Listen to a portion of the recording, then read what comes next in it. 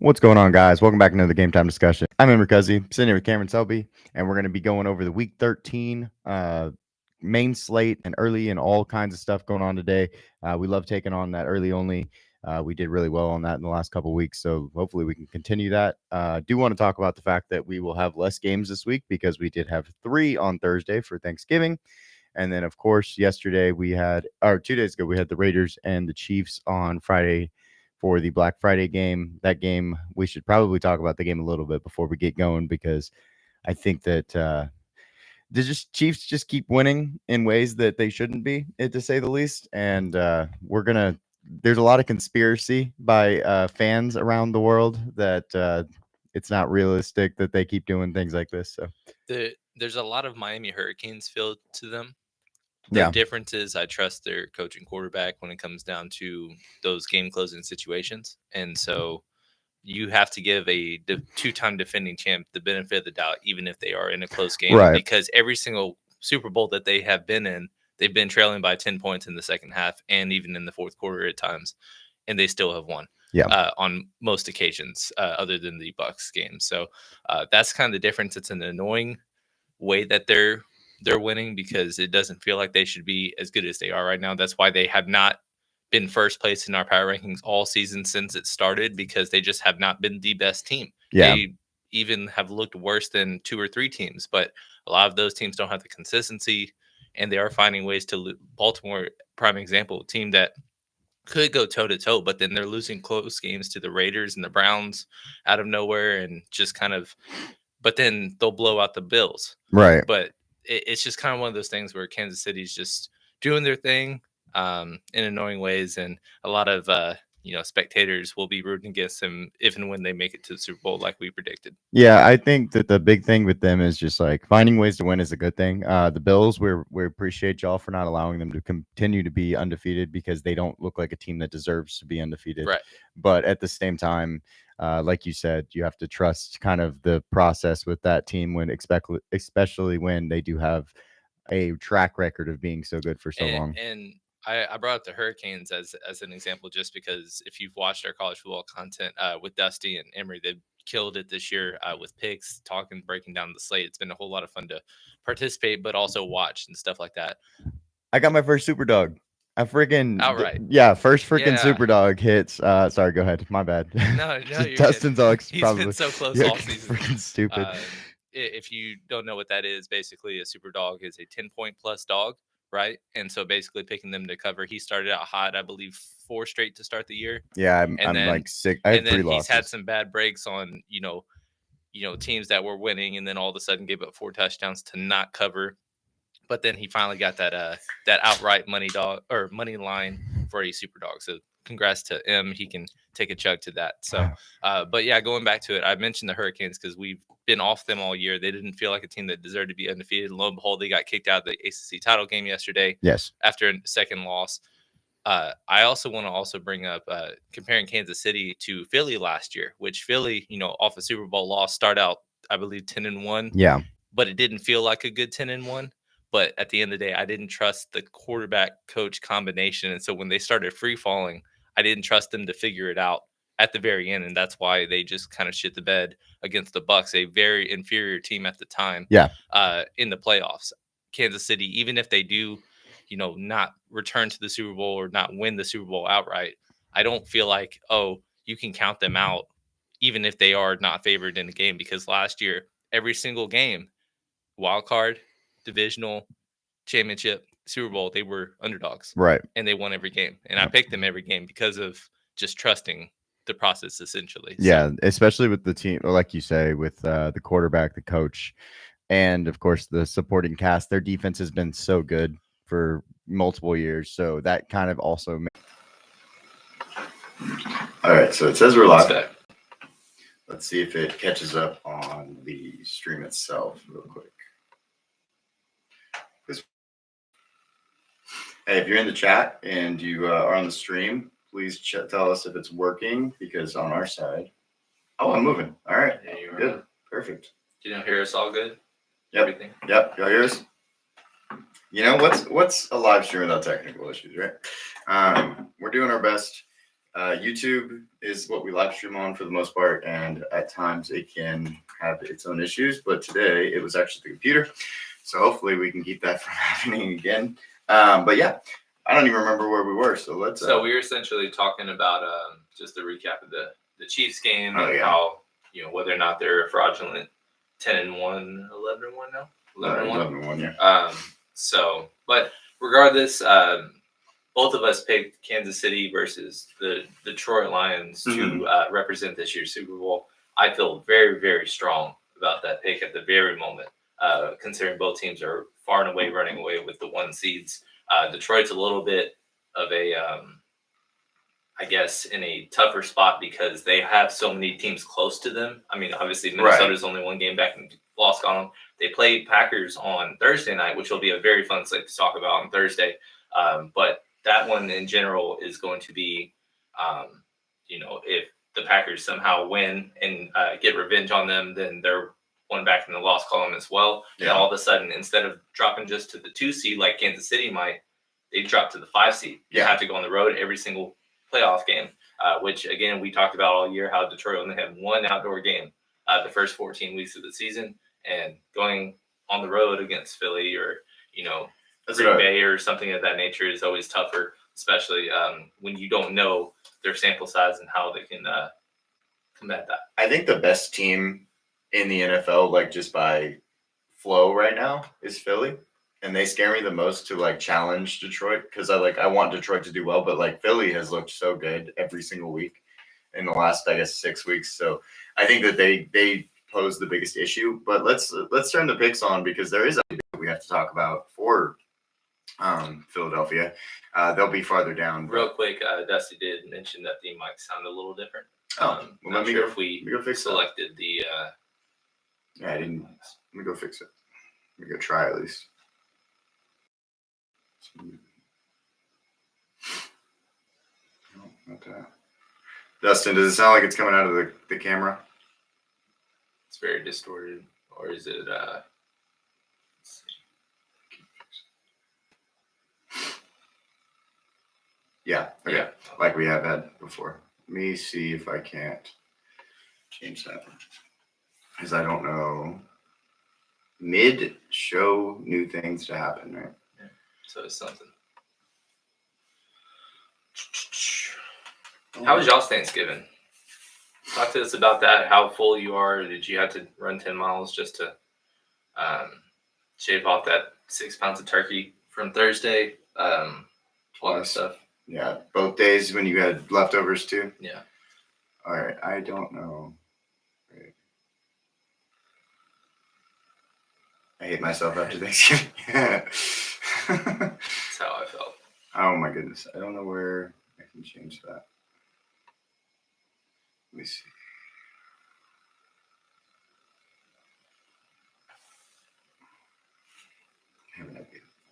I have an idea.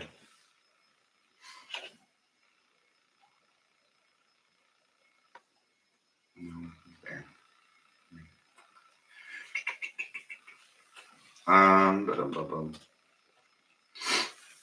Yeah, what do you think about what teams got in? Yeah, I can actually hear it not hitting on here actually.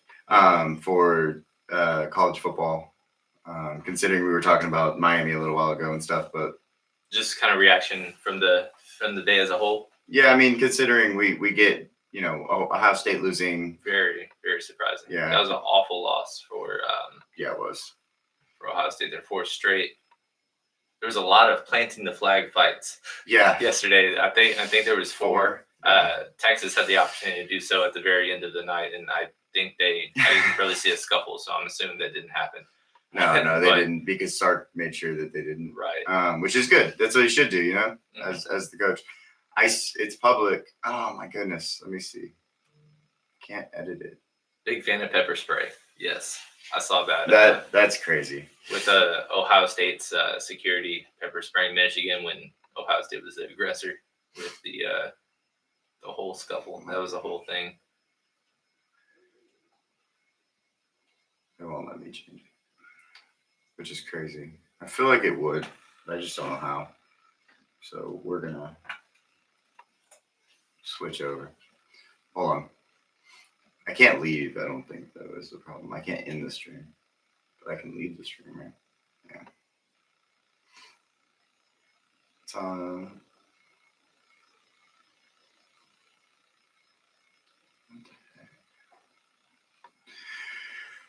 Technical issues. No. I feel like we've had a couple technical issues at this point. We should figure out how to do this, right? Well, if any of these technical issues were, multiple instances, yeah, they're always, but it's one different thing every single time. Even me and Dustin have run into them, so I just don't know how to pop it over because I know it's coming through the camera currently, and I can mute myself. Thoughts about the UT A&M game. I thought UT looked like they should have. I mean, that's kind of how the game I expected the game kind of to go. So, not really surprised by it. Well, didn't you pick Texas to? I thought I thought they were going to score basically at the end there, and that would have gave it to me. But at the same time, I feel like this was a 3+ touchdown game. The way these two teams played. Oh yeah, I agree. There was 2 egregious mistakes by Texas quarterback. Both sides that made it close. Both sides had the turnovers though, and then the fourth down stop at the beginning of the game. Unforced error turnovers were pretty bad for somebody goal to go almost to go up 4 scores and then also 3 scores on both occasions and turning the ball over. Yeah, creating points for somebody who essentially shut out the other offense the entire game, other than the first drive, which there was a goal line stand or 2 goal line stands ended up being in the game within the 10. But yeah, I don't know. I also know how tough you are on Quinn in general. But I do think that yes, there were some issues that he could. Well, it's a dominant performance from basically both sides of the ball, and essentially it's almost a 3-point game at the very end from a team that you should have pretty considerably handled. That's why I just can't, even though I am a Texas fan and I do like their roster, I can't trust them to pick them to win it all because of the quarterback. Well, I think it's not just the quarterback. We talk about coaching, and I think Sark runs an insane amount of poor play calls, in my personal opinion, watching. And of course, it goes back to, certain things, but I think he runs more screens than anybody in the nation. Some of them good, some of them really bad. Just run the ball. Weiser's so good, man. Like he's so really good. Just run the damn ball. But I cannot figure out how to do this. So this is I don't really know. Dustin, it still sounds like it's coming through the camera. Are we just going to have to yell at you? Because we can do that. Is it awful enough to where we should create a new link? Or should we just kind of move forward with what we got? What's your preference? Yes, we have. Wait, that is not a good answer. You need to elaborate, please. Sir? I think you answer your question first. And then. It's not awful, just noticeable? Okay. Well, then we'll just yell at y'all. Sorry. Yell. Yeah, because you're talking to that thing way over there. That's fine. Okay.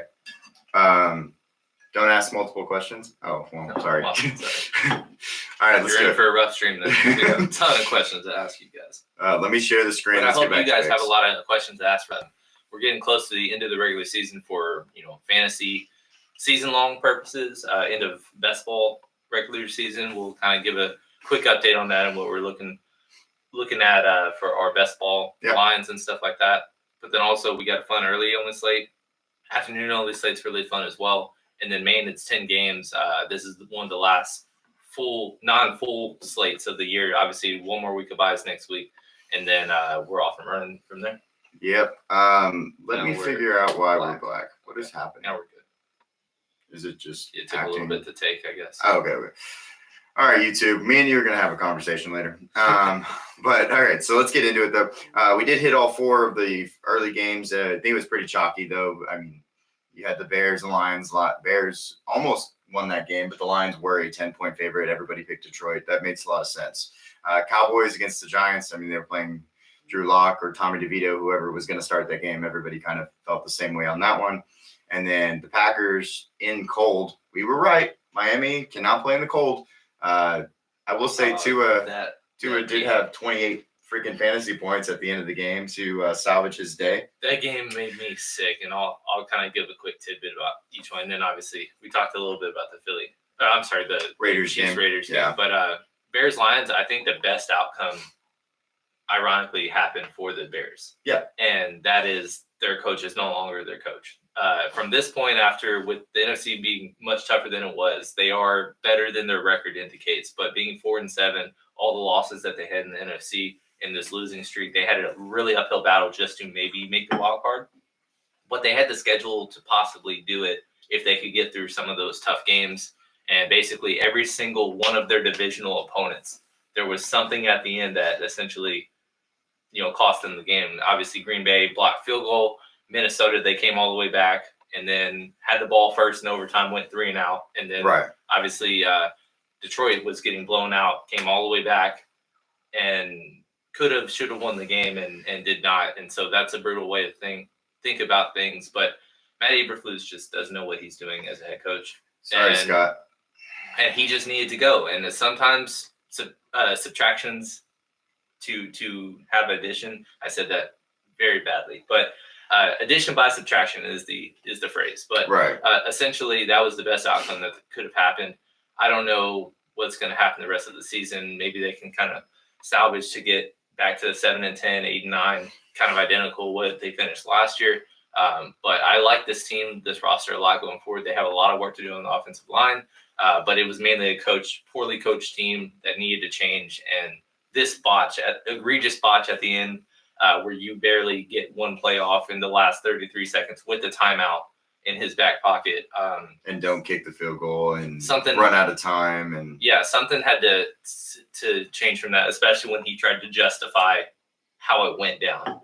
I know. That was the craziest part for me. I don't even care. Like, that was what pissed me off. It was like him being like, no, we were trying to do that almost. And I was like, no. Yeah. Stop. And he's like, yeah, and I can't wait to talk to our owner. And I'm like, bro, stop it. And I mean, even with the blocked field goal, how Cairo Santos had never missed a field goal, but then 40 yards in, they were at 45 yards, had a timeout in 30 seconds, and then they just ran the ball and then kicked it on second down. And then saying, oh, the extra yards didn't matter. And then the Hail Mary. Yes. The 15 yards that they got before the Hail Mary. Oh, that doesn't matter. It comes down to the last play. Those kinds of answers are worse than the decisions that took place because you're okay with how that happened leading up to those mistakes or endings of the game. And that's just not something that you want to lead for your team. So I will say Caleb looked really, really shaky in the first half, but he settled down after a while. You can tell he's a little banged up, and obviously he's also limited not having an offensive mind to work with. But, he kind of really settled in. He salvaged for us from a DFS perspective. It was really fun, but essentially it's just kind of you got to grow because he does hold the ball way, way too long. Yeah, and I just hope that it doesn't turn into another Justin Fields where he becomes a broken fundamental player because that's really what's going to make or break whether or not he becomes a bust or if he becomes a hit and justifies why they moved off of Justin Fields in favor of him. But so we'll try to keep it down on the rants because we do have less time today, just in general. But talking about the next few games, the big games that are coming up, the next two, Chargers and Falcons, that's going to be a game that doesn't have anything to do with, of course, seeding in the AFC, the NFC, but it has a lot to do with just like figuring out where you're at as a team. I think 5 out of 6 pick the Chargers. That's a 1-point game, -1 to the Chargers. I think that's going to be a lot of fun. It is in Atlanta, so that's a good game. And then the Cincinnati-Pittsburgh game, 5 out of 6, pick that one the same way. And then those two games are going to be really big today. Yeah, Minnesota, Arizona. I was shocked that I'm the only Arizona guy. Really? I didn't think that this was going to be a lone wolf kind of game. I'm not surprised at Minnesota because they are favored to be the majority pick. But the fact that I'm the only one going with them, I think they're the better team. They're just the more inconsistent team. Yeah. And, I like Arizona a lot today. And so I hope Dusty's very, very happy about that. Yeah, I bet he is. Talking about the Birds. Then looking at the next few games, I'm the only one picking New England against Indy. New England is home. Indy has to travel to them. I just think New England's going to win random games like this, in my opinion, where you have a bad quarterback. They have a good defense. They're going to grind it out. It's going to be a really boring not fun game to watch, but I think that they can find a way to win. And so I'm the only one on New England. I don't know that I'm confident in it, but I think it's a fun game to pick against because I'm not on the Indy side right now for how they're playing. Yeah, I mean, I don't fault you. New England's been playing better in recent weeks. That's kind of one of those, weird tournament-y games of the day today where nobody's really going to flock to from a DFS perspective, but it could end up being higher scoring than you think.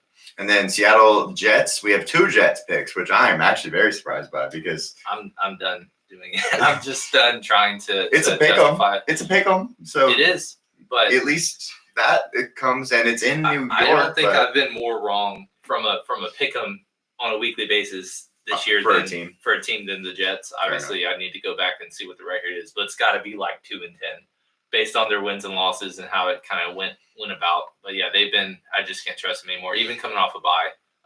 Oh yeah, because they beat Houston, so we got that one wrong too. On the other side, yeah, you're right. You're right.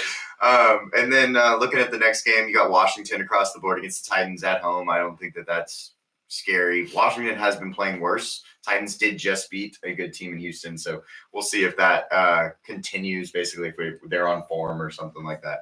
But then going to the Rams, everybody's got the Rams over the Saints. In New Orleans, that game's actually a 3-point game. It's pretty close, I think. 2.5 maybe. So it's a close game, but I'm pretty confident in the Rams. And then Bucks across the board. But the next game, Philly versus the Ravens, and we talked. It is split. We did put a short out for that. Yeah. We did put a short out for this game because it's just a awesome game to be a part of. Right. There's going to be, this is the game of the week, and it's the highest total, all that stuff. Yeah, it's going to tell us everything.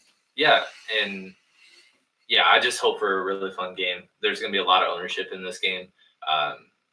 2 teams clashing, it means nothing from a tiebreaker perspective, like we said, but it should be aesthetically a very, very strong football game with the top 2 running backs in football right now. Yeah, running backs, and then also you have the 2 running quarterbacks. You have you have one good coach and one bad coach type of thing, but you have really good rookies and young guys playing. 3 top cornerbacks are going to be in this game from the rookie class, so it's going to be a lot of fun. And then going on to the next game, you got snow game. Oh yes, the Bills had 2.5 feet. Yeah, I think what was it? Like 2.5 feet. Really, of snow? really bad snowing yesterday. It's supposed to clear up in terms of what's falling. Yeah, but I mean that field got smothered last night, so it should be a slick field. And on top of that, maybe some flurries. But then there's also a little bit of wind. If we get to the Sunday Night Showdown, we'll talk about it. But Brock Purdy, for what it's worth, is back. So hopefully it won't be a 38-10 blowout like it was last week. Well, one thing I will say, and I actually didn't really think of this when I made my picks for spreads, so I might be wanting to change that one. I can't change it, obviously, at this moment. But it's San Francisco +7. Mm-hmm. And I don't think the San Francisco boys want to come play in the snow. You don't think so? I don't think so. I think that might be something that we can get to where it's like we're picking Buffalo because of the fact that it's cold. I almost picked San Fran outright. Wow. And it ended up being I couldn't do it because Nick Bosa's out, Trent Williams is still out, Drake Greenlaw still isn't returning. They have a ton of injuries outside of Brock Purdy, so I couldn't do it. I did pick them to cover with one of my picks. It is bet down to 6 now, but I got them at +7. But hopefully it's a closer game. Usually good teams after a blowout, kind of show up in better spots. Plus getting their quarterback back, even in a limited or banged up fashion, is much better than what they had to deal with last week. So, well, we'll see, I guess, because the weather is going to be at least a factor today. And then the Browns and the Broncos on Monday Night Football. That game, I mean, kind of goes across the board. You see Denver. It's I believe -6 to Denver, which is pretty big compared to what I was expecting. The Browns, whatever. They beat teams they're not supposed to because they have Jameis and he's willing to chunk the ball in the snow. They beat one in the snow this most recent game against Pittsburgh. Yeah, beating Pittsburgh and Baltimore in the last month of the season is pretty fun. Just what they do. Just what they do. Hopefully they kind of make it a close game. Yeah, it's not going to be a sexy fantasy matchup by any means for either side because they're both pretty good defenses, but I'm hoping for a good Monday night game. Fair enough. And then let's look at our spreads. Like we said, we both have the San Francisco +7 then. that game, I'm not as comfortable with thinking about how that snow is and coming from California all the way to Buffalo. So I might want to change that one, but otherwise, I'm very confident in these. Now with Cincinnati, I did see a typo with the +3.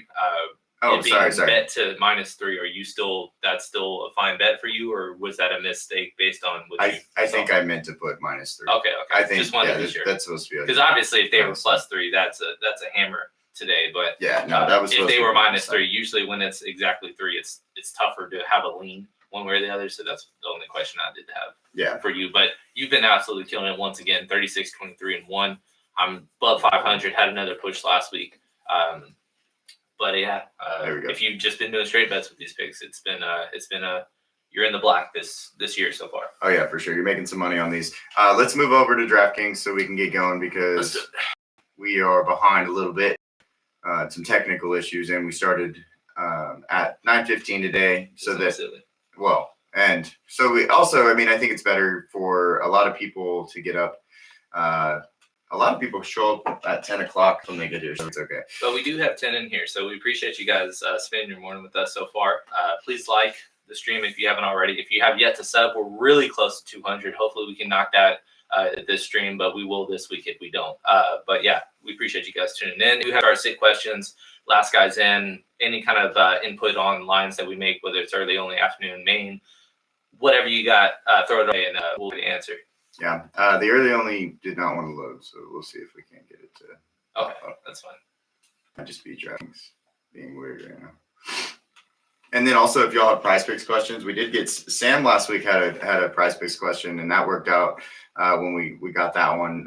It was we had a 6 for 6 that I built at the last second, or you and I built at the last second. We had 2 different guys in. You had the free square. I had Marvin Harrison Jr. I had Cortland Sutton and you had Marvin Harrison. That was true. Yeah, but you also included Tyreek Hill, and I did not. So there was 2 different, I guess. But you hit your 5 for 5, and then obviously we're waiting on the free square.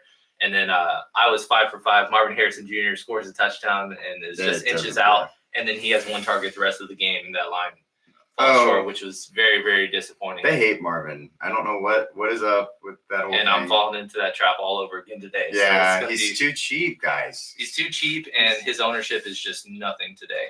So we are going to have some exposure. Maybe we won't go 100% because there's some very, very good receivers in great spots today up top. But he is going to be in some of our lines for sure. Yeah, 19 people in here. If y'all are listening, we're going to be doing the early only slate to start it off. We'll be talking about some of these quarterbacks and start going over some of these plays for the day. But yeah, very exciting. Let's get into it. Let me pull up. Our first quarterback will be CJ Stroud, I believe, on this slate. So let me grab all their players. You got to be the most expensive guy. Where is he? Oh, no. Yeah, it's Joe Mixon. There he is. Yep. Okay, and then grab the receiver. And if you've paid attention to CJ Stroud in recent weeks, he has been in a true sophomore slump. He has not been very good this year, especially in the last month and a half of the season. But for what it's worth, like we mentioned on the the first look video earlier this week, I know it was weird timing in the release because CJ Stroud's best last time he had an elite game was against these very Jacksonville Jaguars. He had 26.5 points, had that 300-yard bonus with 350 and 2 scores. Yeah. Obviously, that had Stephon Diggs with them on that one. But, it's a fantastic game environment. The only thing was just making sure the weather held up fine. But you actually are picking Jacksonville outright today, so that would make it even better if they were playing from behind the whole game and he was just kind of duking it out. But it's even easier when you know the 4 guys that he's really going to go to, which is going to be Nico Collins, somebody we love today. He was their thumbnail. Tank Dell, great spot, too cheap. And then also Joe Mixon, who's been incredible as well. He was not a part of the first game. The cheap running back Cam Akers was chalky, did okay. He salvaged with the receiving touchdown, but didn't do great. It was really they exposed them through the pass game. But Jacksonville has been bad in both ways, so I can't really X out Joe Mixon. And then Dalton Schultz hasn't scored this year, but he's the season low 3,300. If you want a cheap tight end that correlates well, he's worth the mention at least. I want to blow up Nico's game log just real quick because we did talk this on the previous video that came out on Friday, but multiple times he's had touchdowns called back this year of 60 plus yards. And if you look at couple of these games, adding a 60-yard touchdown. 2 straight games. Yeah, these last 2. He would have had 33 points this last week, and that would have been breaking the slate. Then also Dallas, that was the showdown slate on Monday Night Football. First play, touchdown, called back. And then also Jacksonville, the last time they played them, he had a touchdown that did not count. Okay. And he had 36 points. He had wow. Is that just okay? That's no, it's just DraftKings. Okay, cool. That time it's the web browser. It's not us this time. But yeah, Nico Collins, that's why we called him out. I mean, and then on top of that, Jacksonville, his last game last year against them as well, 7 for 104 and a touchdown on 9 targets. Yep. So he's just got a good 2 straight game sample size against the Jags. He's in a great spot, 7,900. And then on top of that, his ownership's not there yet. I look at his ownership right now, and it's bumped up to 18 now. But I thought he would be the most popular receiver on the slate, and maybe he's kind of trending towards that. Right. Maybe at least, up that way. And again, that exposure that I just mentioned was for the early only, not the main. His main price is or exposure is about 12%. That's which is just crazy, insane to me. He should be over 20, and if he's not, then you need some massive leverage to the field on him. And we will have that leverage. That is absolutely insane. I haven't checked RotoWire exposures. Maybe we should talk through those real quick. Yeah. So at least on the Houston side, CJ Stroud in the main is 5% owned, which is again too low owned, and one line about a 5, which we might play 2, maybe we won't. But that's 4x the field to him. And then the skill players, obviously, a lot of people are gravitating towards Joe Mixon. But Nico's 18 on the early only. Tank Dell on early only is only 11. So essentially, again, where the ball's going with these guys. And if they end up putting up 24 to 28 to even optimistically more, right? We're in a smash spot today for these guys. Yeah, and then the next quarterback we're going to talk about is Kyler Murray. We've had our ups and downs with Kyler this year. If he would be more consistent like he has in the past, that would be amazing. But I don't know if it's coaching or what's going on. He has been all over the place. But when he is good, we are very excited to play him because he has been he has 30-plus points side every week. If he is rushing and doing 28 points against the Jets, against Miami, it's just consistency. We need the consistency.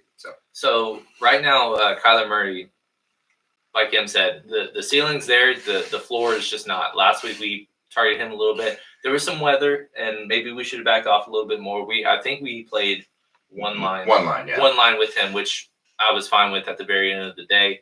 But the problem is just the inconsistent targets. Trey McBride still doesn't have a receiving touchdown this year. They just are not targeting him. They missed him on a wide open play action again this past week, but he still had 130 plus yards. He was the best player on the field. Yeah, he was the best player on the field. Marvin Harrison looked good, and they just didn't the ball.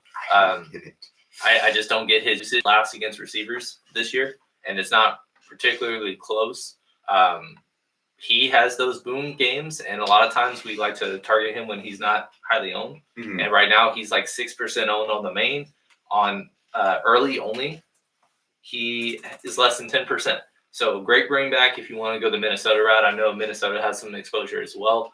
But if you are targeting Kyler Murray and you're doing a single or a double, really the only way to do it is Marvin and Trey. Right. And all of them are under 10% owned. So I'm completely fine with it. Actually, Trey McBride's just over 10, but that has a lot to do with he's the only tight end above 5,000 this week, early only or main. So basically, the ones that are targeting tight end up top are obviously going with Trey McBride. Yeah, that's why it's going to be a little inflated. But if they had Travis Kelce or Brock Bowers on this slate, he would probably be just about 7%, just like the other guys. So Brandon did ask, is Connor going to make it through a full season? So Connor actually is 29 years old at this point. He's had issues in the past. I know he's had health issues prior to football itself. So it is just his age plus all the pre-existing things, and then also his running style, especially if he's going to get the ball like he used to for so many touches. It's just really hard to think he's going to make it through a full season. I think that, getting 8% of the year is really solid. So he's doing things like this. He's played pretty solid this year. I'm actually looking up his PFF grade just because I know he's top 10 as a running back this year, which is good. I don't love the fact that they just extended him this week. 2 years, $19 million. Not going to, kill your team or anything. This running back class is absolutely incredible. And And on top of that, Trey Benson is not a bad running back, and he's actually been playing pretty decent in his limited touches. I don't think it was necessary, and they ended up extending a 29-year-old running back. This isn't a Saquon or a Derrick Henry who have been top 3 basically most of the time when they've been healthy as running backs. This guy has been anywhere between the 8th to 10th best running back his whole career, and you just extended him again when you had an opportunity this year to pick any of the 20 running backs we're going to talk about this year in the upcoming draft. There's a lot, and it would have been cheaper. You could have gotten any of these guys under $1 million. Yeah, and would have done the same thing, if not more. Be 6 years younger, 7 years younger. Didn't think that was the right move, but I have at least been impressed with the fact that he's been durable this year, and hopefully he kind of makes it through the fantasy postseason, because some of these injury-prone guys are starting to rack up. We just saw J.K. Dobbins go down once again with injury, so he will be on IR and miss at least the rest of the fantasy season, and outside chance he's maybe eligible to return on week 17, but we'll just kind of see what where they're at that point. Right. Did want to pull one other thing up. Sam did ask, quarterback discounts dropped on PP 40 minutes ago. Joe Burrow is at 240.5 and Matthew Stafford at 235.5. Do y'all think both of these are good? I mean, yeah, I would. Yeah. I'm more on the Matthew Stafford side. I completely agree. Joe Burrow and the Bengals versus the Steelers. It's a tougher matchup because Pittsburgh's one of the best this year defensively, but also it's a cold weather game, and this is his first game sample size with his wrist injury. And there was even comments about like he didn't know himself how his wrist was going to respond to the cold and stuff. So that one I feel like is a little bit too trappy. But Matthew Stafford, really good spot today. He's really started to heat it up since Puka and Kupp have returned. And he's somebody that we might not mention as a double option today because there's so many good receivers up top and it's expensive. But it's Cooper Kupp and Puka Nacua both getting 30 targets combined. So if you can afford it, go for it. From a prize picks perspective, yeah, that line is really too low. Fair enough. Looking at the next quarterback is Justin Herbert. Brandon did say my guy Dobbins, which he got in a trade where he didn't. Yeah, we're not going to go there, Brandon, with you about your trades this year. But Justin Herbert's up next. He will be accompanied by Vlad McConkey, Quentin Johnston, Josh Palmer, and Will Dissly. You can kind of take your pick. They've all been at least serviceable. The best one throughout the year has been Vlad McConkey. Though most recent weeks, he's 20-point upside at 6,100, and he's one of the best values on the slate based on the So right now, Justin Herbert, which I'm a little surprised by, but it's fair because his price is just too cheap for a good matchup. He is the most popular today. The thing is that, the upside hasn't been there as much. I mean, he's had some good floor games of late. Obviously, going into the showdown, he had 19 and 4 straight and had some 24, 25-point games, but he hasn't had that 300-yard bonus yet this year. And a lot of times it's just one touchdown. Right. He's taking care of the football, which is great. The thing that kind of opens it up for me is he's starting to have some rushing upside as well, which we haven't really seen consistently in his career. But, he had 9 rush attempts against Tennessee. A couple games, nearly 50 yards or more. 2 of the last 3 games, he has a rushing touchdown. Mm-hmm. And so that's always fun to see. 5,600 is too low for a game that they're favored on the road, actually, in a dome. The problem is I just don't feel comfortable doing doubles with him. Right. Just because everything is inconsistent. Quentin Johnston just absolutely sucked. There's no other way to put it Monday. 0 for 5. 3 of those were drops and egregious drops. They weren't just like, oh, tough catch, but you got to make that up. You're in the NFL. That under route was terrible. It's an under route down 7 with room to run at least a 40-yard gain to possibly tie it up, and you drop it and you got to punt it, and then Baltimore goes down and puts the game away. Those kinds of bad things. Josh Palmer was somebody I mentioned as a possible play or end zone targets. Yeah, 4,300. 4,300, 3% owned, so nobody's really flocking to him. Really, the only guy that's been consistent receiver-wise has been Vlad McConkey. Very, very solid. And really, it looks like based on the ownership, the only way people are going about Justin Herbert builds is just single stacking either Will Dissly or Vlad McConkey, because both of them under 50% owned. Will actually under 10. So if you're going to get off a chalk or be different or tournament-y, with a chalky Justin Herbert, the way to do that is doing a double. And even doing it with a Will Dissly and Ladd McConkey is the way to go. Not terribly unreasonable for both of them combined, $10,000 and $10,100 to save a lot of money to spend up on these expensive receivers and even running backs if you want to go that route. Yeah, I think going with the Josh Palmer is just going to make you different. You could double with Ladd and Josh and be very comfortable. I wanted to talk about the running back situation here, though, because JK is out. Gus Edwards is probably going to take over the backfield as the main guy, but I do believe Hassan Haskins will get some run, and then also Kamani Vidal will be the pass-catching back because these two guys cannot do it. Give me your take on this prop. I noticed this morning on the drive over here. I mean, not the drive over here because I don't use my phone while I drive. Never. But Gus Edwards over 12.5 rushing attempts. I love that. That's crazy. It's pretty solid, right? Yeah. Why wouldn't he get that? Now, it's not a great matchup. Well, yeah. But and he's only I think his rushing prop is 43 yards, but 12.5 is very, very reasonable when he's a 0 in the pass game. Yeah. And really, if he's on the field, he's getting rushing attempts. So I thought that one really stood out. 9, and he played half the game. So, yes. I mean, I don't know. Math is mathing. I mean, he hasn't had it all year since week 2. But at the same time, like, who is going to be taking rushing attempts away from him? Mm-hmm.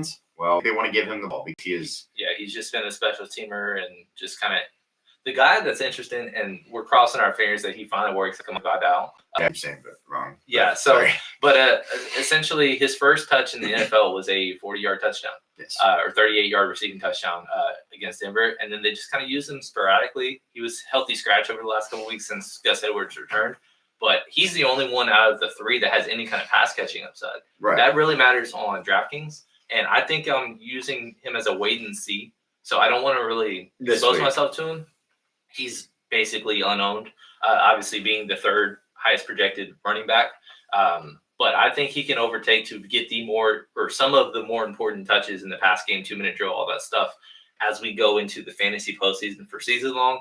And in best ball, if that happens, once we get to the playoffs, because we had over 50% exposure to him this year as a best ball pick. That was our highest rostered player. Yeah, if we can get him in starting situations when it comes to playoff time, it would be great. But I will say, we also got a tweet about it, and they said, the guy was like, well, Gus sucks or something, basically. And I was like, we agree, come on.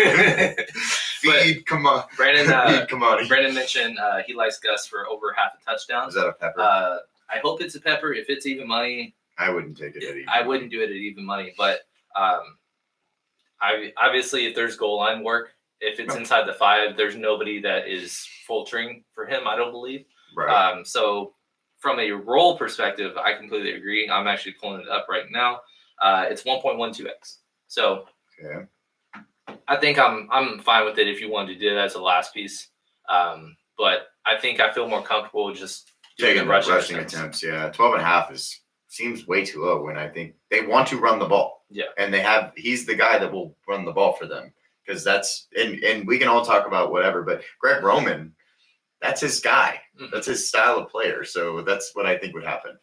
Next up, though, we have the Trevor Lawrence stack because Trevor Lawrence hopefully will be back. I did pick them outright in my picks. I think they have to win a game sooner or later. And Houston has been on the going downwards. They have not been playing at the best, even though they are the top of the division. I think Trevor Lawrence is fine. With them, I think it's a little bit different of a sample. He had a modest game at Houston the last time. I believe he only just had 1 touchdown. Or 2. He had 2 touchdowns, but only 169 yards. That's what it was. So he ended up 15 points. I'll take that at 5,400. Right. But he is returning off a bye. It's likely he is going to play. And obviously, we are only considering Jacksonville as a stack or even a double if he is playing because Mac Jones did not make the most of his opportunity in the 2 games that he did play. Gabe Davis out for the year towards MCL, I think. MCL, yeah. But essentially, where you just ball junior, that's going to be Jackson. I believe he had 22 fantasy points essentially on 9 targets, 6 for 86 in a score. He's been one of the best rookie receivers in the red zone this year, and he's been Trevor's go-to guy. Trevor hasn't played with him since Christian Kirk went down, and obviously Gabe Davis as well. So 5,500. I don't think you would believe his ownership, but on early only, it's less than 8%. So even if you wanted him he is my favorite bring back option of any elite receiver. Fair. whether you're going to go A.J. Brown, whether you're going to go Puka Nacua, and then obviously we talked about how much we love Nico. If you wanted a Jacksonville player, $5,500 for Brian Thomas Jr. and the upside he has and no ownership, that's a direction I love. And then Evan Ingram, it's a same thing. He's been fit. He's had less than 7 yards a catch for the last week. We had a game over catch. You got to scroll down if he's had one game since week 1 with over 10 yards a catch. So essentially, it's just PPR points, right? And it's him and Brian Thomas Jr. essentially. And then if you wanted to sprinkle in Parker Washington, wouldn't recommend, but he's 2% has a touchdown this week. Yeah, he has not been very good. Yeah. So. But they got to throw the ball to somebody. So if he's out there, maybe he gets a catch. But yeah, let's build a line. Those are our 4 types. Oh, well, let's go to running backs real quick. We are at 10:07, so we'll run through these real quick. Joe Mixon in play. We talked about him. We had Travis. Oh, I only have 1 second. Because they have to take all these guys off so we can get to the other running backs. Up here at the top.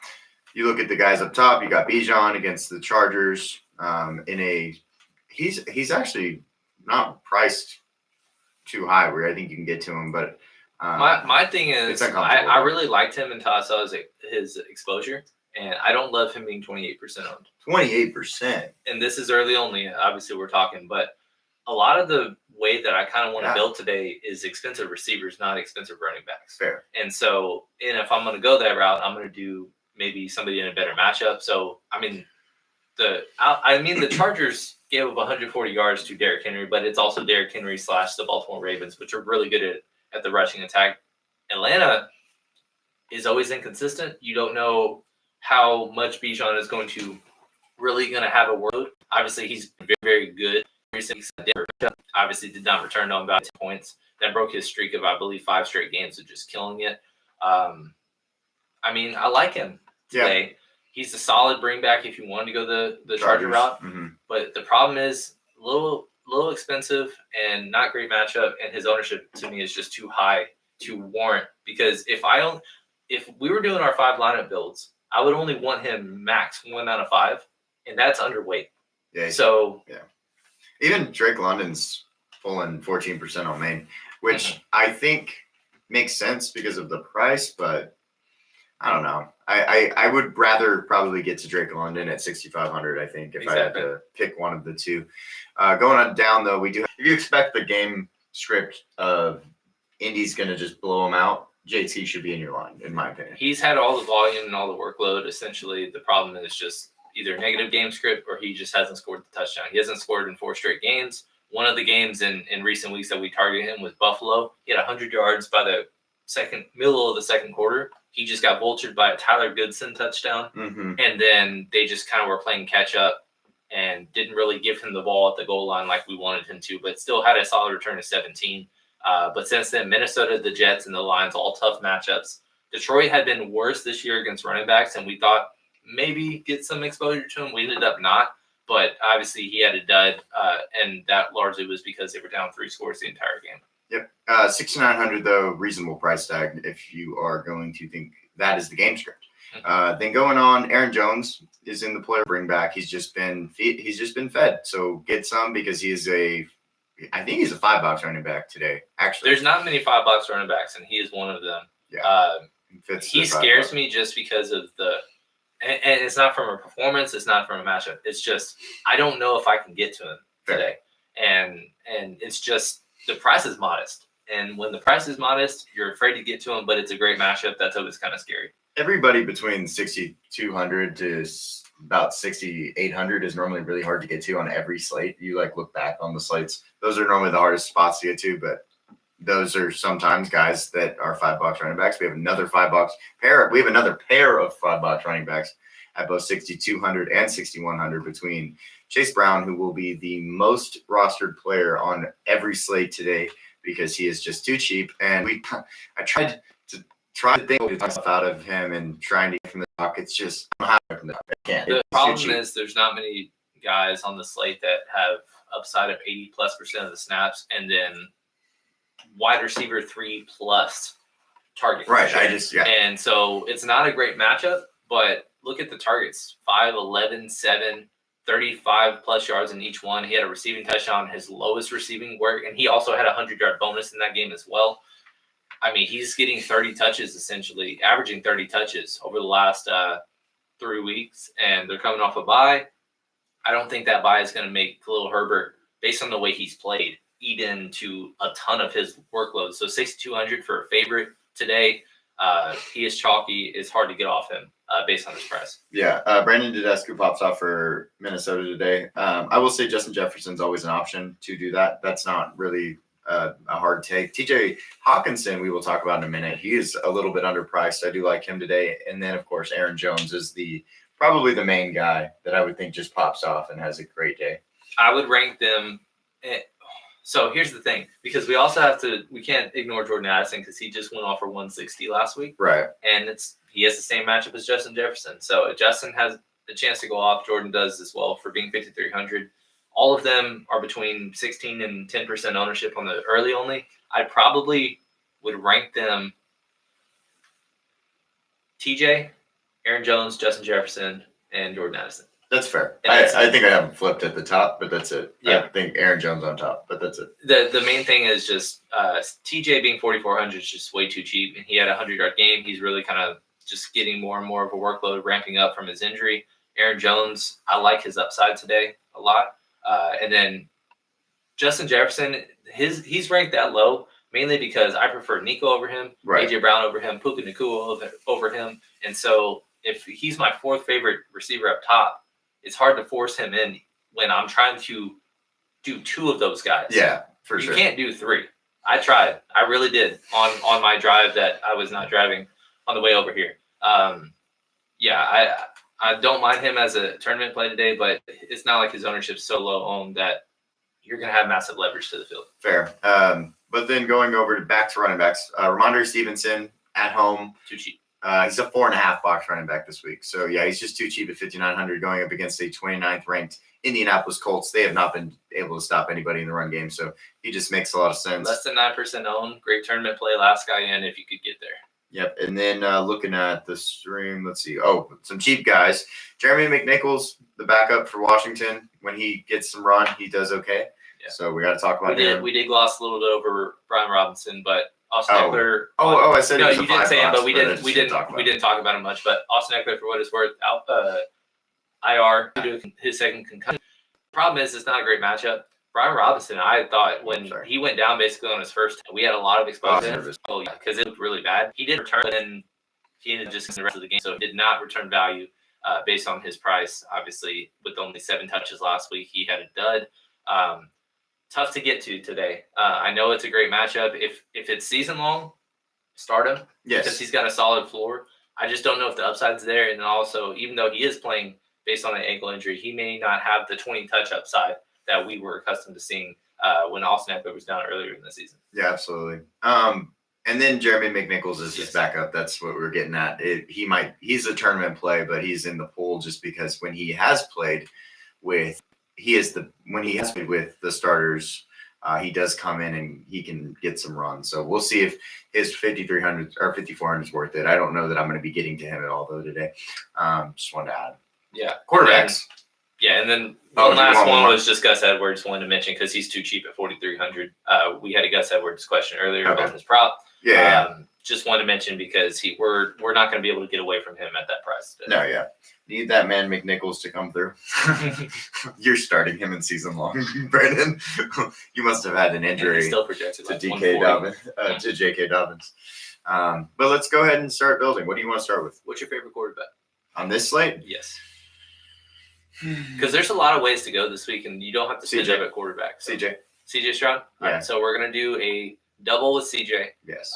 So it's Nico, and would you rather do the savings with Schultz, or would you rather go Tank Dell? Because it's one of two. I'm going to try Tank Dell. Let's try Tank Dell. 5,900 is reasonable. So we're going to bring back him with Mr.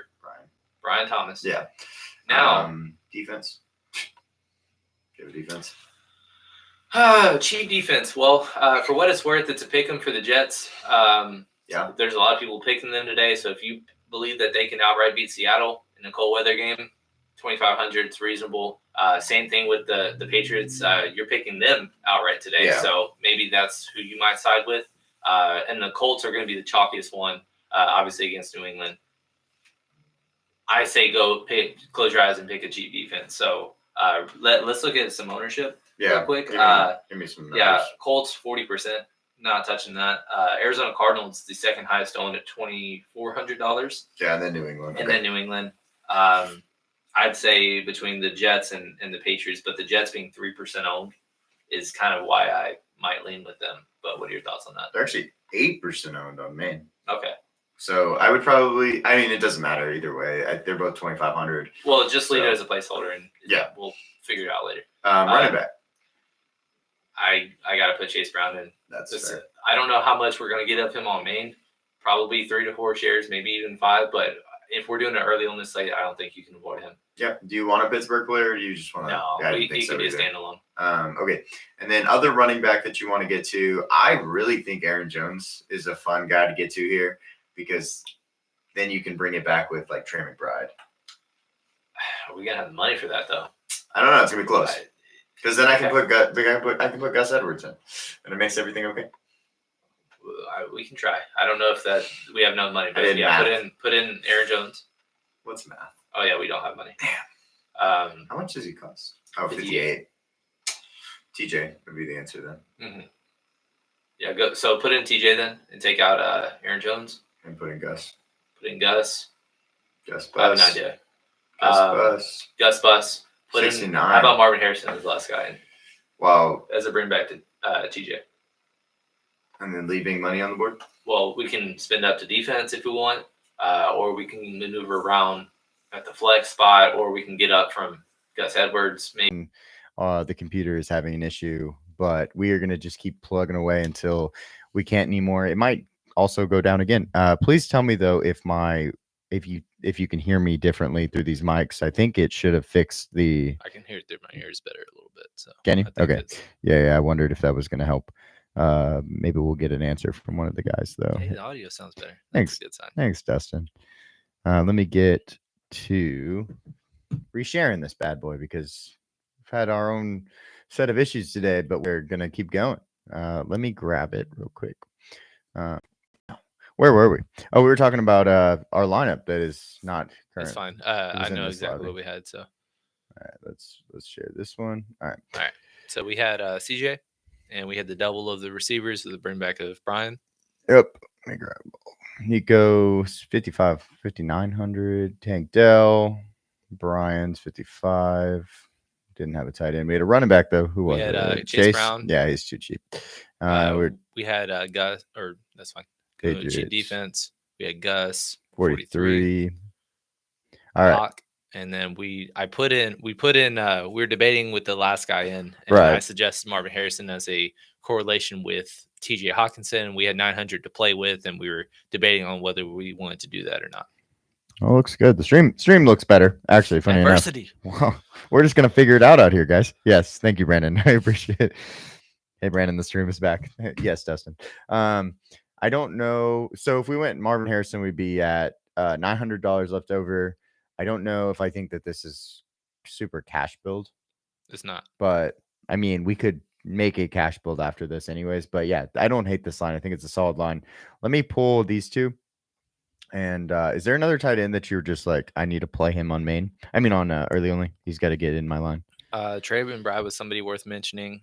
We did talk on the first look of our interest in McBride and Hawk. And Hawk is 200 cheaper. Yes. And that would leave us 1,100 to maybe get a little higher up. With running back, it's tough in the 5-6K range this week. So we might have to get off based on a CJ Stroud build, it might organically build better with a Schultz instead of Dell. But I don't know if you'd be willing to do that. That's 2,600 different. That's a big difference. Let's see. I want to get high priced wide receivers. Okay. Well, on this slate, there's a couple. Obviously, we mentioned AJ Brown, Puka Nacua. They're not on this slate because they're both 3:00 games. Right. And we'll talk about that slate in a little bit. But is there anybody up top that you want to try to get to that would leave? What happens if I do this guy? That leaves 58. That's enough for McBride as a bring back. Bring back. Perfect. I'd rather do that. Okay. Than the Hawk. That looks fun. Yeah, that's a lot better in my opinion. I'm way more comfortable with this. Double tight end's always fun. I'm really interested in doubling up on expensive receivers today. And obviously with two of the guys that we'll have high interest in, they're not on the slate. Justin Jefferson is a consolation prize. Is very, very reasonable Right. to get to. Fair enough. But then the only other thing was if you did want to get off Gus and to get to a more expensive running back, go to the Aaron Jones. We could try to maneuver and see if we wanted to do that as well. Yeah, I think we could probably do that. Let me answer the question real quick that Brandon asked. What do we think about Fryermuth today? Well, don't know. He's just inked in that great this year. It's a Arthur Smith offense, so I'm kind of just gonna fade him until I need him, basically. I think it's purely the last guy in. $3,500 is very reasonable. His ownership is going to be less than 4%, maybe even 2%. And so if tight end just sucks today and you're just looking for the score, decent red zone threat, he just does. Obviously, if you see the 3 of the last 4 having under 20 yards, he just doesn't have the upside. And we will because his lack of targets. Touchdowns for him to be worth anything, and he has 3 touchdowns on the year, and it's week 12. So but again, not that confident. It's DFS, so you can't always just play like what have you done for me lately with every single player. I talked with one of our friends of the show, Dylan, about this with his nervousness about Marvin Harrison. I brought up a 10 PPR fantasy point prop on Marvin Harrison, which is just too low. It's projected too low. It's the best matchup for receivers this year, and he was nervous about it. And it's just like sometimes you just got to play the matchup and not the I've done this in 5 straight, because we saw Josh Jacobs. We talked about our Thanksgiving slate. It actually went really well. I went 0 for 3 on my favorite props of the week. And it's because Sam Laporta had 3 catches, 6 yards, and 2 touchdowns. Right. So he went off, but just in the weirdest way. CeeDee Lamb got hurt. And he also had 3 weird drops, like blatant drops. And then the third one was Josh Jacobs. He went over on the total yards. He scored. It was awesome. He had 20 fantasy points, but he didn't hit the rushing prop.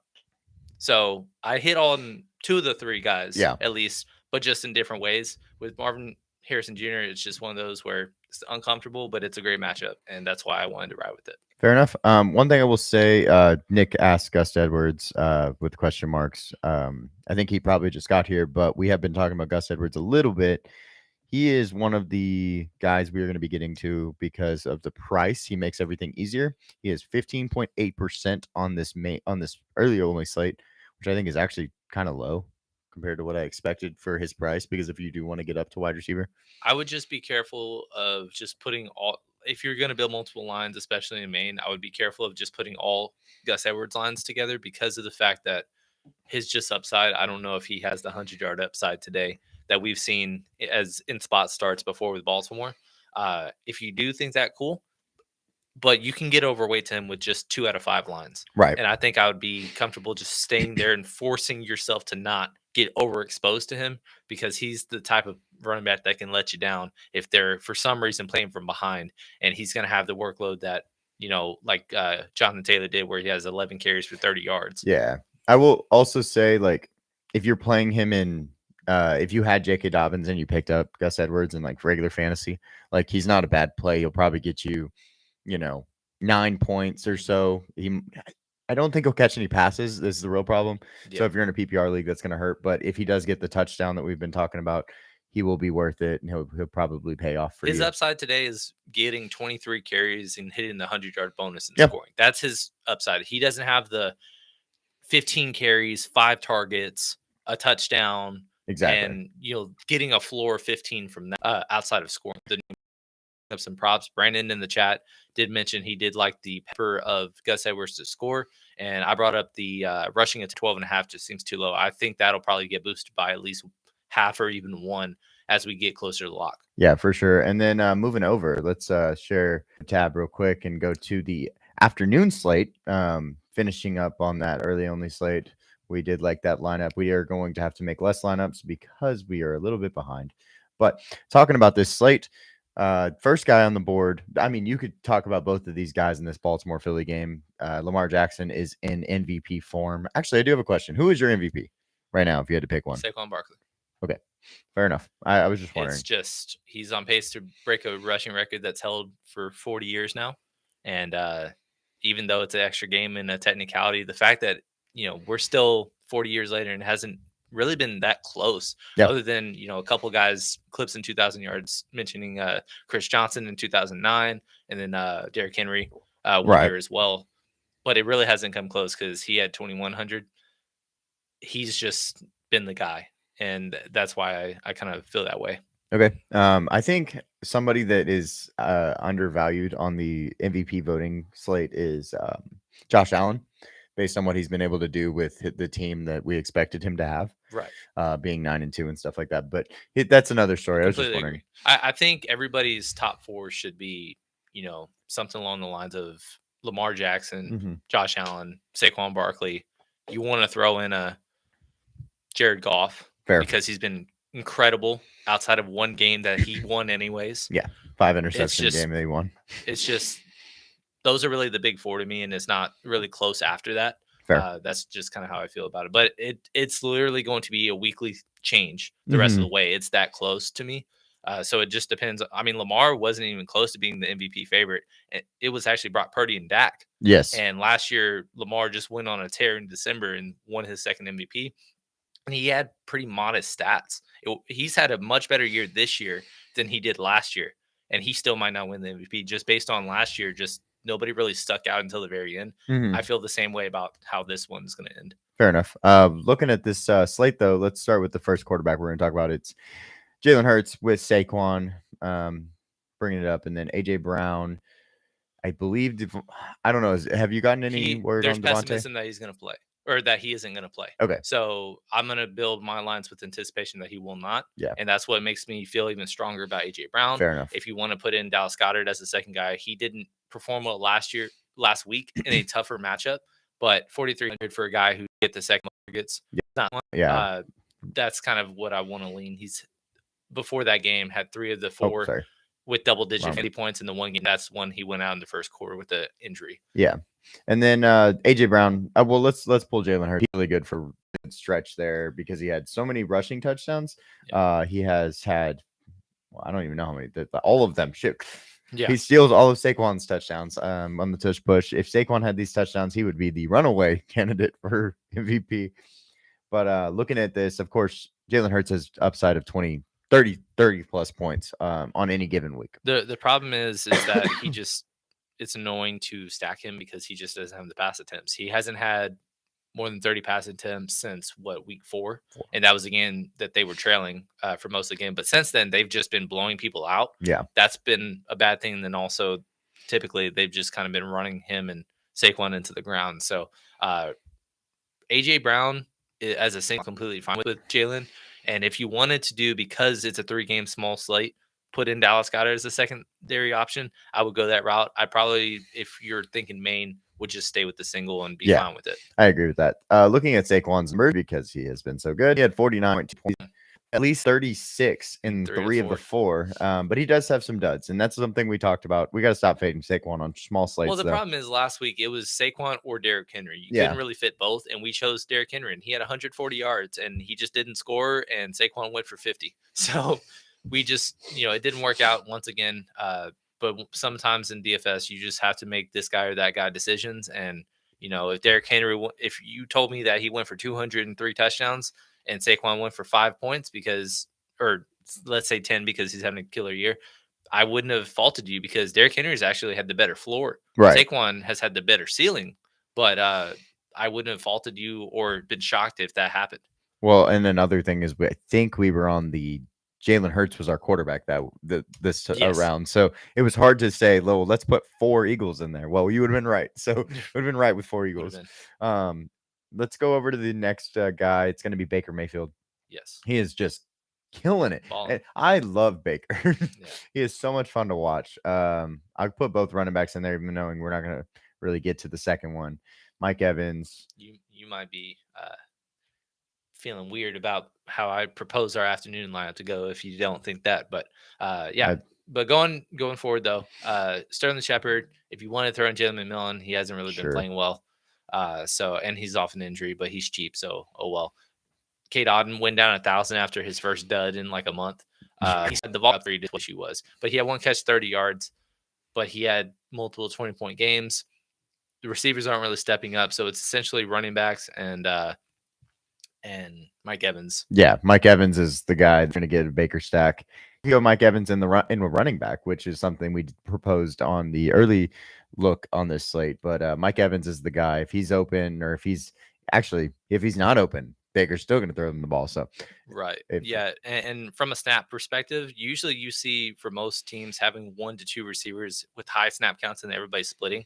Every single receiver was under 65% of snaps last week. Mhm. So basically, but Tampa Bay likes to spread it out, but also Mike Evans would be one of those guys to have the high snap count. It was just his first game back, so he was kind of limited. On top of that, they were winning by a ton. But when Yeah. he's in there, he's not a guy that needs 14 targets. He just catches all of them and he scores 2 touchdowns. That's his upside. So if you think that's the way that Tampa Bay puts up their points, 6,700, his price actually went down. I like him a lot. fair enough. And then going to Baker, because we didn't yet. He's Points a been game. so good. So good. And in recent weeks, he hasn't been as good. But they also, playing KC, San Fran, and then blowing out the Giants. Yeah, last week he was 6 yards short of the bonus, and then he didn't score a touchdown because they had 4 rushing touchdowns. Yeah. That's just the nature of the game. When you put up 30 points and Baker doesn't score a single touchdown, it's not going to happen that often. So most of the time when they put up 30 points, if you want to scroll down, He had a weeks rushing. 6 through 8, he did. But which that kind of helped salvage. But 19 points for somebody 6,500, you're not excited about it. But weeks 5 through 8 is where his upside is when they score 30. Scoring 30 points, 23, 32, 32, 27, scoring 3 touchdowns. Even when he's having 3 picks, he's having 4 touchdowns anyways. He's a great fantasy quarterback if he has the weapons to do it. Fair enough. And then going to his running backs, we do have Bucky Irving, who has been the one running back in this backfield. Last game was his most efficient game so far at 7.3 yards per rush, but he gets a lot of the pass game work. And if you do score the touchdowns, he was optimal last week. He was a very good play at 5,300. Now coming with to 5,800, I think his price will end up around 65-ish, and then you're going to be like, okay, I can fade this guy. But at 5,800, I just don't think you can fade him on a 3-game slate. Yeah, and Baker is, for what it's worth, the most popular quarterback on this 3-gamer. So essentially, just kind of finding different ways to get exposed to this team. Maybe doing a triple is kind of viable if it stays close enough and he's involved on the touchdowns, like we're hoping. But yeah, just kind of think of ways to get different, because if people are going to play Baker, it's probably going to be because they're doing Bucky Irving and Mike Evans. Yeah. So doing K Dot instead of for one of them, or doing double running back, that I was possibly interested Not in. against that. One of those kinds of ways to get different with a chalky quarterback is kind of what I wanted to mention. Fair enough. And then the last quarterback we're going to talk about is in the other side of this game, in Bryce Young, who has been playing better, and he's up against the 31st ranked pass defense against quarterbacks. Then you get Chuba Hubbard at 6,700 as one of his main guys, and then at wide receiver, we do have some guys out. So Jalen Coker's out, and Jatavion Sanders are out. So you do get some value there. But Adam Thielen, Xavier Legette, the main guys, and David Moore. Wanted to mention him. He's way down here. Yeah, he had 10 targets last week, and he is chalky today. Basically, it's kind of a little scary, but there's not much 3,000 options. Tommy Tremble, another guy, again, 2,800 tight end that maybe hopefully catches 5 targets. That's basically Bryce Young. I don't know if that was his best fantasy game of the season, but by far his best game from a quarterback perspective, at least this year, was last week against Kansas City. Didn't feel like ever they had an opportunity to win the game, but they came back to tie it, and obviously just didn't get to touch the ball again. So very impressive the way that he was able to go about it. Essentially, bless you. Thank you.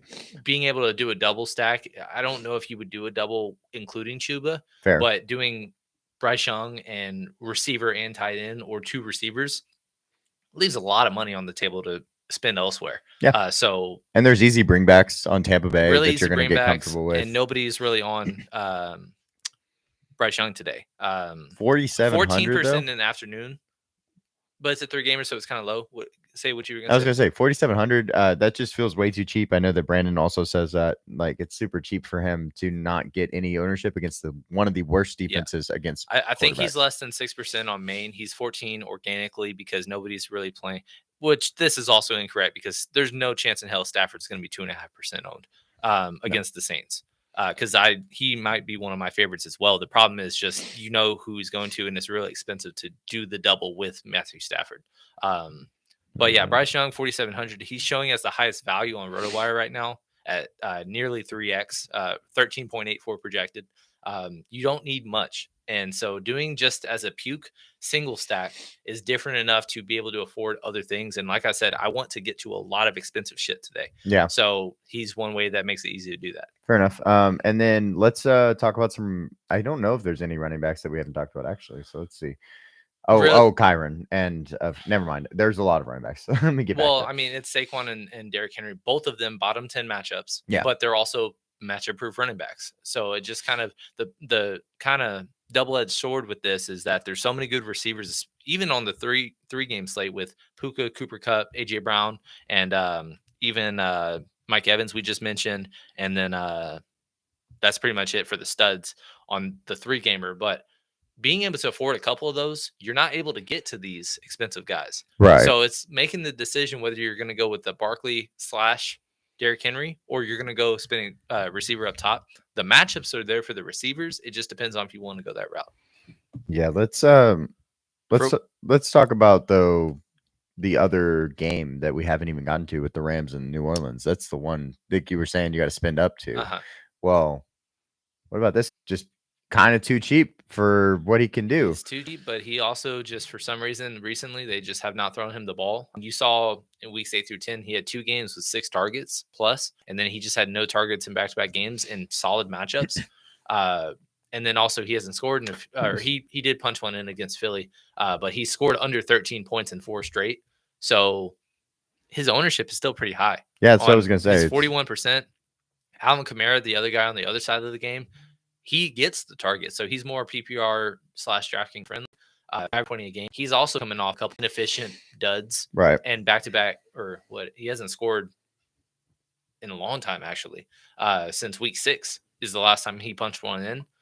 So basically, ownership is saying he's due because he's 64% owned.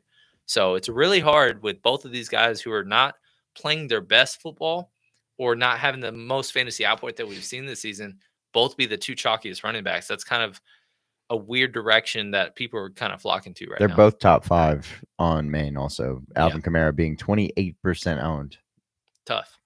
Really tough. It's hard to get there. But at the same time, there's a reason he's chalky because he does have insane upside. But you also have to deal with the fact that he's one of the lower projected. He's mid projected, I guess, running backs on the slate. Mm-hmm. Let's build a line. What do you want to start with? So my start, I wanted to, let's see, I'm on the wrong tab. With afternoon, I kind of was interested in doing a Stafford build. I know we didn't really gloss over it a ton. You want to just run through that one then? Yeah, we'll run through it real quick, and then we'll kind of get some injury updates. Matthew Stafford, and I was interested in doing a double Tampa Bay, so Bucky Irving and Rashad White to get different because both of them are going to have about 25% plus. Tournament players, boys. Yeah. AJ Brown, Cooper Kupp, Puka Nacua. That's my 3. And then the last 2 in, kind of uncomfortable. Obviously, defense, it's just kind of pick your favorite one. I don't know. Philly has been playing the best out of any, but they're also against tough offense, but they're 2,600, so put them in.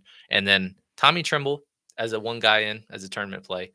Don't love it, but it made things fit. And then as a bring back to AJ Brown, somebody that's been playing well, Rashad Bateman. Fair enough. No, I like this line as a tournament play. Yes. Let's build something that's more cash efficient, probably. Okay.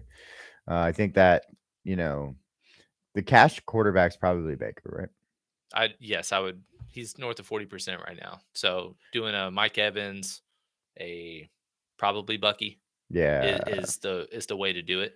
Which Carolina player do you want? David Moore is the chalky guy.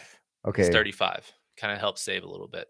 Yeah, let's do that. Let's go get defense. I'll put Philly back in there. I'm not against. Who's the highest owned? I'm not against. Right, highest owned defense is Philly. So if we're doing cash, that's kind of the route that people are flocking. 6,200 though. I'm okay with that. Let's go get a tight end. Can you do a double bring back in this game? Not against it. I think Mark Andrews might be my favorite bring back of a Philly player because he's still under 4,000. Okay. Not a great matchup, but reasonable. Yeah. If I throw him in there, can I get AJ Brown? AJ and one of the Rams receivers is what I was thinking. Well, I you'd didn't have to need a go running cheap. back. You'd have to go cheap running back again. Hmm. You try Justice Hill. He's coming off a game with another 50-yard touchdown, and he worked out from a primetime perspective. He's They could be losing. could be losing. That's his in best this narrative, option. since we're doing the Eagles defense, that means that we're probably going with the 4,800. route of them trailing. 4,800 gives me anybody. Yep. Except for Saquon. What if I don't go Justice Hill and I go Chuba? No, I can't do Chuba. Yeah, if you wanted a Rams receiver, you had to go that cheap. But if you just wanted two balanced players, then you could do a Chuba or one of the two Rams or Kamara / Kyron, and then see what flex is available. I have an idea because I don't want to do that. I don't think. Let's go down to Tommy Trimble and see. Go to running back. Which running back up top do you want the most? Well, is this to afford a Ram? Because if it's not, I probably would side with Kyron. It's not to afford a Ram. No, it was just so that I could get up there. So then Zay Flowers is a bring back. Yeah, I like Zay. If he's gonna have a good day, we're gonna get 30 points out of him. If he's gonna have a bad day, we're complete. Yeah, so he's a guy that'll at 8 in the first half have 100 yards and get a target the rest of the game. Yeah, very, very annoying. But 6,200 is kind of cheap. Yeah, not against that. That seems more very cash viable though. Right. And this is just kind of with anticipation. Hopefully Dallas Goedert has another dud. K. Dotton, again, dud. Mark Andrews is not a great matchup, but he's projected pretty well. And then Taysom Hill, I just don't know what to do with today because he's a season high $5,000 coming off a 46-point game, but we also have bought into him before. I think for what it's worth, because he does have rushing upside in recent weeks, I think Jamal Williams is trending to play. But we would have to wait on that final word since that's a 3:00 game. Would you be against playing Juwan Johnson? Not necessarily. Because I think what's his ownership? He's actually got the highest value for that range. He's actually has a star next to his name. And he's 2.8%. Yeah, he's 9% owned, 6.08 projected fantasy score. I mean, we're just going with the narrative of last guy in to just get a reasonable amount while all the other tight ends bust. And everybody stacks pretty nicely here. So you get the game stacks. And from a flex perspective, the 5K range just sucks outside of, Bucky and then Rashad White. So once again, you would be going the route of doing a double running back in that regard. And then that would afford maybe who is $4,000 as a tight end. Mark Andrews, if you wanted to do that instead. So Mark Andrews plus Rashad White instead of Zay Flowers and Juwan Johnson. Right. If you wanted that route, go ahead. But I think Zay Flowers has the upside. Yeah. More so than Rashad White does. Fair enough. Okay. Right. Let's go to Maine. Do you or just want to let you answer those questions actually? Yeah. So talk about some questions in chat. Let's see. Brandon was asking, could Justice Hill have a decent role today? And so that's what we were kind of alluding to was that if you're picking Philly to win this game or it to be a closer game, he has had the pass catching 2-minute drill. Keaton Mitchell, since he's returned, hasn't really eaten it into his workload because Hill's played so well. Right. And Derrick Henry, if they are in non-rushing situations, he's not on the field at all, let alone not getting touches. So Justice Hill, if you have the upside that he can have 10 touches, 4,800 is just too cheap. I don't think I'll be going that route in Maine, but for afternoon only, since it's only 3 games, completely fine with him. Yeah. And then Dusty and Brandon kind of agreeing on Taysom Hill. Makes me nervous based on price. Yeah. Based on price. But if you're ownership. playing him in redraft leagues, go for it. Oh, yeah. All about that. All day long. He's definitely startable in redraft. The problem is just when there is ownership on a guy that just is so wildly inconsistent, it's just really hard to get to. RotoWire, for the main perspective, has him as the second highest owned tight end. And I think he might pass TJ to be the highest owned because people are just going to fall in love with his upside game last week. Fair enough. But a lot of that came in garbage time. And also, on top of that, if you look at his projection, 8.87 compared to Trey McBride and TJ, who are north of 11.5. So he is by far less projected than these guys. And he's kind of smack dab in the middle, but people are kind of flocking to him.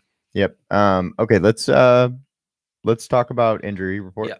Real quick before I do get some injuries, I do love coach speak. And a lot of times, if people are saying, hey, we're going to get this guy the ball or he's going to be more involved more often than not, that does work out. head coach for the Cardinals, Joseph Gannon. The passing game is going to go through Marvin Harrison today. Beautiful. So if you love targets, you love props. If you want more confidence in your stance that you're taking on Marvin, I'm kind of talking to myself for how much I want to play him. But yeah, he is somebody I want to get to today, and that kind of helps me feel a little better about it. However, we'll kind of go to some active and inactive lists. Trevor Lawrence officially active. Brees Hall was in and out of the lineup throughout practice this week. He is active. Alec Pierce is going to play. He was a game time decision. Demario Douglas, Pop Douglas, if you know his nickname, is in. Tajay Spears back from a concussion today. Marshawn Lattimore still yet to debut with the Washington Commanders. He is out. And then CJ Mosley for the New York Jets is out. Okay. That's good to know. Devontae Smith news. Still no news on him. Okay. Again, he's pessimistic to play. I would kind of operate as if he's not playing. So if you are starting him, you better flip him to the flex and have a backup option, Right. or just don't start him. Yes, agreed. Then let's get into it.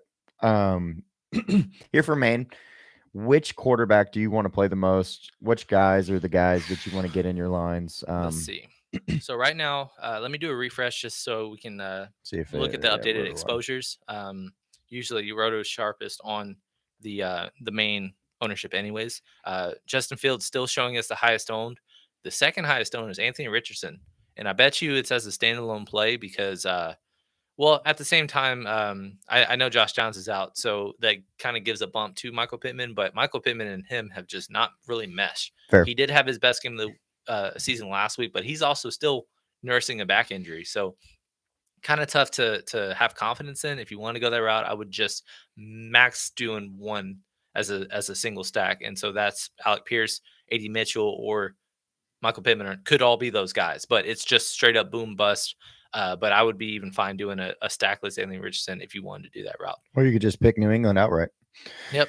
But yeah, essentially the premise is ownership at quarterback is pretty spread out today because only one guy is showing north of 10% ownership. Maybe another guy kind of flips up there, but we're talking about Kyler Murray